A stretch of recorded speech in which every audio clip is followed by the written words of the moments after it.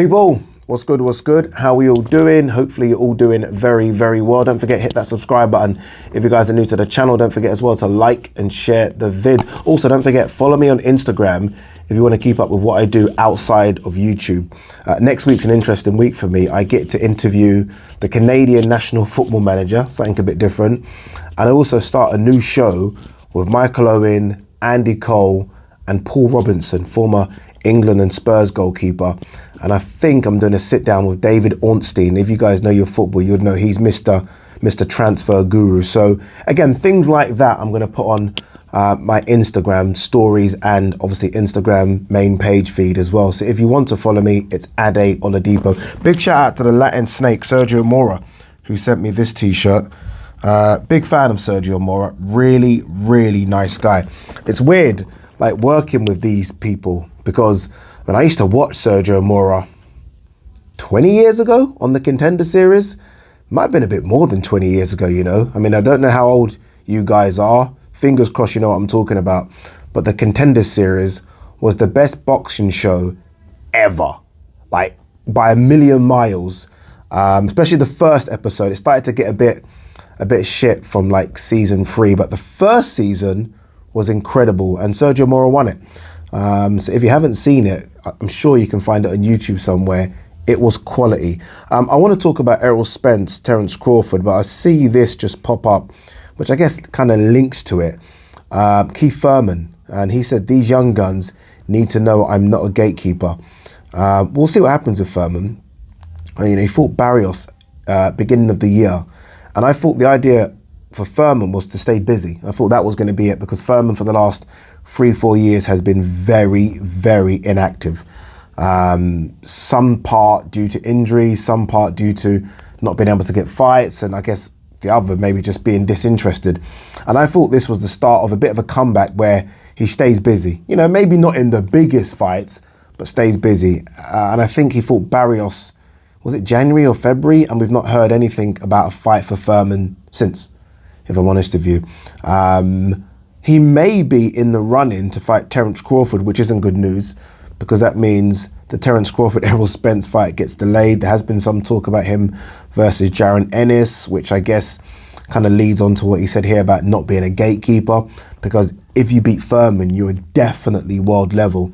There was some talk about Keith Thurman versus Conor Benn. Obviously, that's not going to happen because we expect Conor Benn to face Chris Eubank Jr. But be interesting to see what happens with Keith Thurman in the next sort of 12 to 18 months.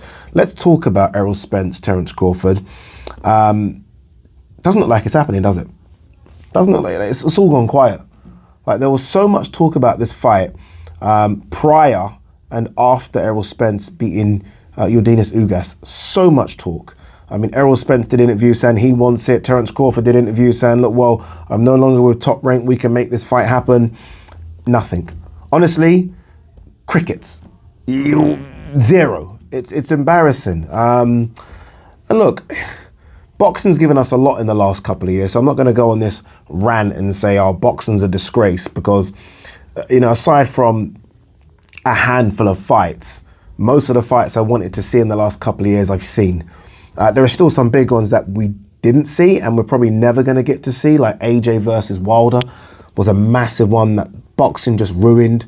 AJ Fury might happen, might not, probably not now, if I'm honest with you, because I don't know if AJ gets past Usyk, and in order to make the Fury fight and to make it be as big as it needs to be, AJ kind of does need to beat Usyk.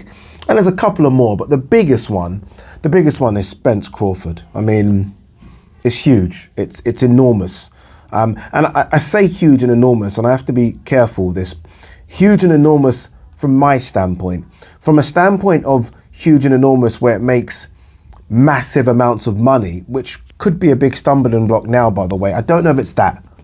I don't know. In my eyes, it's the biggest thing since fucking sliced bread, but the fact remains it might not do the numbers in order to pay the guys what they both want. And this is just me putting it out there. I don't know if that's the problem, but big fights like this, it always seems to come down to that. Like the biggest stumbling block before was, oh, TERENCE Crawford's on that side of the road, right? That side being Top Rank. Well, he isn't anymore. He isn't. And we thought, okay, once we get past that, then all systems go. The reason I think there could be a money issue is because I remember there was some talk before, and this is when ERROL had 2 belts.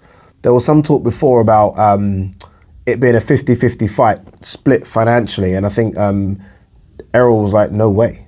I'm the bigger draw here. I've got 2 belts. He's now got 3.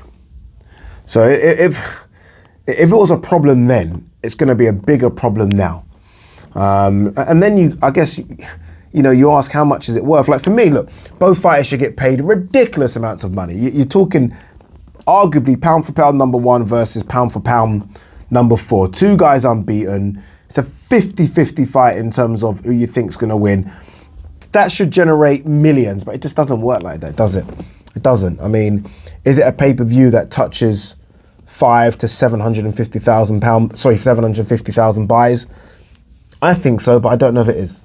And I do wonder if that's the issue. Both of them will want millions. And I don't know. I just don't know if the people behind the scenes, when they, crunch the numbers, sort of can offer them that in order to make the fight. What else could be the stumbling block here?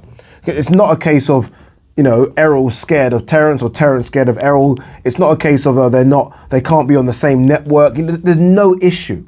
This isn't a Ryan Garcia, Gervonta Davis issue where one's on DAZN and one's fighting for Showtime. It isn't that, is it? It isn't. They both, well, we don't know if Terence has signed a deal with PBC and Al Heyman yet, but they both are on the same network, or at least can be. What could be the issue here? What is the stumbling block? It's so annoying. And it's getting to the stage where, it becomes a Floyd Manny situation, but Floyd and Manny benefited from the fact that they were so big commercially, it didn't matter that the fight happened 5 years too late. In fact, the fight generated more money being late. ERROL and Terence aren't that. Like already, we're getting them past their peak. And some people say that's not true. It is true. We're getting them past their peak. Like, I'm a big Terence Crawford fan. It'd be difficult to find a bigger Terence Crawford fan than me, but I'm not stupid. He's 34. I'm not dumb. He's 34 years old. I mean, as much as he keeps himself in good nick, an athlete's prime, and some people are the extremes, but an athlete's prime is 27, 28. Like as good as LeBron James is now, this is switching to basketball, and as good as Ronaldo is now, they were better 10 years ago. This is fact. They were. I mean, don't get me wrong, they're still at a high lick now. They were better 10 years ago. Much better. It's like Floyd. As good as Floyd was in his late 30s, Floyd in his 20s was much better. And this is where we're going to get to with Terence. Terence Crawford right now is incredible. It was better 4 years ago. ERROL Spence right now is incredible. It's better before the crash. So we're already getting a worse version if we get it now, let alone if it happens in 12 months' time. But it looks like this is what's going to happen because it honestly has gone silent. No one's talking about it. I did a little digging before I done this video and I was thinking, okay, is Mike Coppinger talking about it? Is Terence talking? Like, I'm hearing Terence say more things now about Jaron Ennis. I don't know if you guys have picked up on that. I haven't heard ERROL say anything.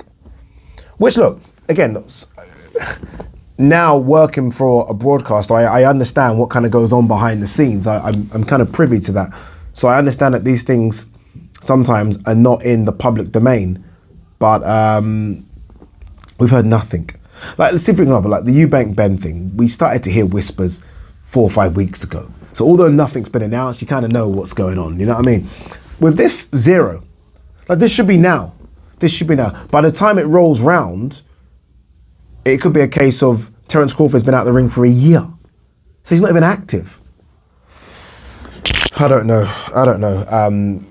I'm more inclined, and I think someone put this on Twitter a couple of days ago and I shot it down, and maybe he's right. I'm more inclined now to believe that we might get Thurman versus Crawford and ERROL someone else, as opposed to ERROL and Crawford fighting each other. And look, again, this isn't me gonna go ham on boxing. Boxing's done very, very well of recent. The last couple of years have been incredible. But this is the biggest fight, bar none. Like, I don't even know what the second biggest fight is. AJ Fury, actually. But this is, AJ Fury financially is way bigger. Like, it's another league. It's a fucking another planet. But forget money, because it's not like that money comes to us. From a fight that I want just to see, I'm desperate to see, it's this one. And the longer it takes, the longer it becomes unappealing. Just because I feel like I'm not going to get the best version of what I wanted to get. And that's kind of what's happening right now, which is very, very disappointing. Quick news. What's this story? Very, very quickly. Hearn on Ben Eubank. It's not a cash out fight for us. So I guess we can all now talk about this because everyone's talking about it. The fight will happen. It's not a cash out fight. Look, it's almost one of those fights that you've got to do, right? You've got to do. Like if the guy coming down wasn't called Eubank, they're not doing this fight. It's just Ben Eubank's so big and there's too much money on the table not to take this opportunity. It's a risky fight for both. I think it's more of a risky fight for Eubank if you lose to Ben. Bear in mind that Eubank is on the cusp of a world title. Like Eubank's name's always linked with the very best fighters at 160, so he's there. Conor's not been linked with the very best at 147, so Conor's finding his way up. So if Conor takes a scalp of Eubank at a higher weight class, I know there's a rehydration shit and Eubank's having to cut some weight, but if Conor does that, it's risky. If Conor takes an L and it's like a decision and it's not a beat and he just gets beat, then I guess it's not too bad. But if he takes a beating, then questions are going to be asked big time about this decision. Big time. Eubank's not Golovkin. I know people have made that comparison. Brook, Golovkin. Eubank isn't that. Golovkin was a killer. A killer. It was a big, stupid decision from Team Brook. This isn't that. This isn't that at all. Eubank isn't that good. And I think Ben's got a better opportunity of beating Eubank than Kell Brook had beating Golovkin, a way better opportunity. So we'll see. We'll see what happens. I really thought a couple of months ago when Avanesian pulled out of or not even a couple of months ago, 5 weeks ago when Avanesian pulled out of the Virgil Ortiz fight, I was adamant it was Avanesian Ben. What's Frank doing with Avanesian? What's Avanesian done since the Josh Kelly fight? What's going on? It's like he was put in position for the Virgil Ortiz. That didn't happen. And all they're doing, and I say they, I mean Frank and Avanesian's manager have been sort of goad and Ben. Now Ben's fighting Eubank. What are you guys doing? Like, what's going on with Avanesian? I don't know, man. It's not like there's not big fights out there at 147 for him to have in America. Maybe just not a draw. Maybe they just look at him as a risk reward and the risk is higher, the reward's very low. All right, anyway, guys, what's going to happen with Spence Crawford? I don't know.